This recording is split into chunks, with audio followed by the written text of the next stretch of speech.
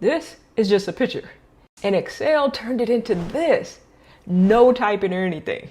And this is actually a built-in feature within Excel, and most people don't even know it exists. So I'm gonna show you how to use it, and then we'll see how accurate it really is. Let's jump in. So open up Excel, and here's our clean image. We're gonna start with that. Formatting is good, everything's clear, lighting's good in the image. We're gonna go up to the Data tab, and then you're gonna look over to the left and click on From Picture, and then Picture from File. And from there, you navigate to where you have it on your device. And then Excel is going to analyze your image. You give it just a few seconds, and we'll open this up. So once Excel analyzes your image, it's going to bring you to this screen. Now it's going to highlight in the pink a couple of things that can be errors. You're definitely going to want to check anything with AI because AI can definitely produce errors. So we'll start at least with those. You hit this review button and it'll kind of walk through each one. You have unit price. If it's something that's okay, you can hit accept, or you can click into the box to change it. We'll hit accept. And then as you see for this April 1st, of 2024 example, they kind of have these AI long dashes or M dashes, so we can correct those. Then you accept, and then obviously you would spend a lot more time to check everything if this was real, not an example, but we'll just quickly accept. And then once you're finished, hit insert data.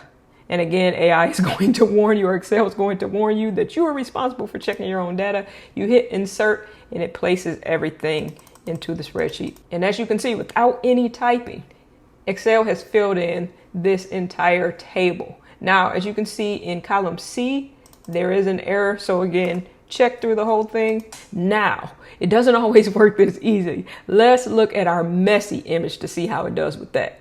So we're going to click a little lower down in the spreadsheet. We're going to head back up to From Picture, and we're going to navigate to our other file. And Excel will once again analyze the image. So immediately you see Excel has highlighted in pink a lot more areas. And as we step through to review, for instance, it has a blank right here. I'm not sure what that is, but it is blank. So we'll hit accept.